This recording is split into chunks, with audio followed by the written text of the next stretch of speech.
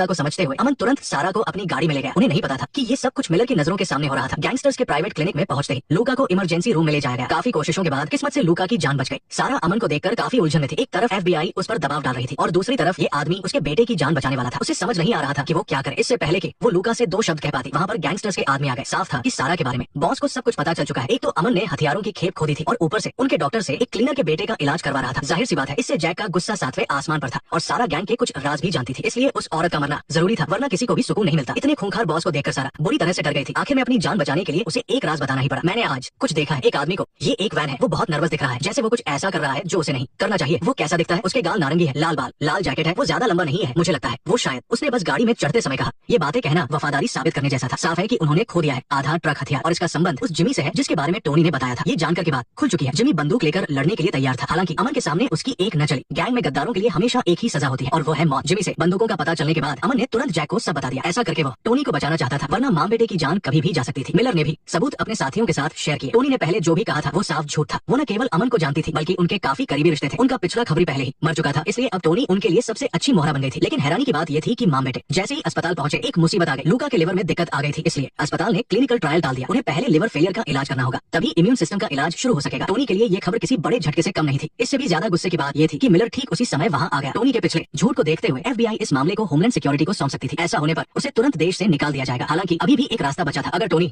सच बताने या उनकी खबरी बनने के लिए तैयार हो जाए तो उसे डिपोर्ट नहीं किया जाएगा। ये सुनते ही टोनी का पहला ख्याल था मना करना। वो गैंग की क्रूरता और खौफ को जानती थी। अगर उसने गद्दारी की तो उसे और लूका को बहुत बुरी मौत मिलेगी। इस बीच जैक अपनी बेटी की शादी की तैयारी कर रहा था। उसने एक लिस्ट बनाई और अमन को उन लोगों से संपर्क करने को कहा। बेटी की शादी में इन सभी को शगुन देना ही होगा। इस लिस्ट को हल्के में मत लीजिए। इसमें छोटे गैंगस्टर से लेकर बड़े सांसद तक सब शामिल थे। अमन इतनी मेहनत इसलिए कर रहा था ताकि उसे क्लब में पार्टनरशिप मिल सके। उसका पिता कभी जैक का नौकर हुआ करता था और वो इस पहचान से छुटकारा पाना चाहता था। एक बार जैक का पार्टनर बनने के बाद उसकी हैसियत बदल जाती। उसी रात टोनी ने फिर से गैंग का खौफनाक रूप देखा। एक जिंदा इंसान को बैरमी से जमीन पर मार दिया गया। शुक्र है कि उसने किसी तरह उस आदमी की जान बचा ली, लेकिन इस क्रूरता ने टोनी के होश उड़ा दिए। इसके बाद वो मिलर के पास गई और कहा कि वो उनकी खबरी बनने को तैयार है, बशर्ते उसे सुरक्षा मिले और उसे देश से न निकाला जाए। टोनी को अभी ज्यादा कुछ नहीं पता था। वो बस इतना जानती थी कि जैक अपनी बेटी की शादी कर रहा है और अमन शगुन के पैसे संभाल रहा है। मिलर ये जानना चाहता था कि उस शगुन की लिस्ट में कौन कौन है। अगर उन्हें वो लिस्ट मिल जाए तो सारे राज खुल सकते हैं और उनके पीछे के पूरे नेटवर्क का पर्दाफाश हो जाएगा। क्लब में वापस आकर टोनी ने अपना जोखिम भरा काम शुरू किया। अमन की गर्लफ्रेंड की मदद से उसे एक नौकरानी का काम मिल गया, जिससे वो आसानी से शादी में जा सकती थी। टोनी को वहाँ देखकर अमन भी हैरान रह गया। सच कहे तो वो टोनी से क्राइम सीन तो साफ करवा सकता था, लेकिन वो नहीं चाहता था कि वो गैंग के मामलों में ज्यादा पड़े, वरना उसके लिए मुसीबत हो जाएगी। हालांकि उसकी गर्लफ्रेंड ने पहले ही देख लिया था कि अमन टोनी को किस नजर से देखता है, इसलिए ये सब उसी की एक चाल थी। शादी शुरू होने के बाद दुल्हन की शानदार एंट्री हुई। अमन भी चुपके से सभी मेहमानों से शगुन ले रहा था। लिस्ट से कटते हुए नाम और डॉलर की गड्डियों को अंदर आते देख टोनी बहुत घबरा गई थी। उसका काम बस उस लिस्ट को हासिल करना था। लोगों के जाने के बाद वो सफाई करने के बहाने फाइनेंस रूम में घुस गई और आखिर में उसने दराज से अमन वाली लिस्ट निकाली। ठीक उसी वक्त जैक का बेटा अचानक अंदर आ गया। नियमों के अनुसार नौकरों को फाइनेंस रूम में जाने की इजाजत नहीं थी, इसलिए ये औरत बहुत शक के घेरे में थी। दिखाओ तुमने कहां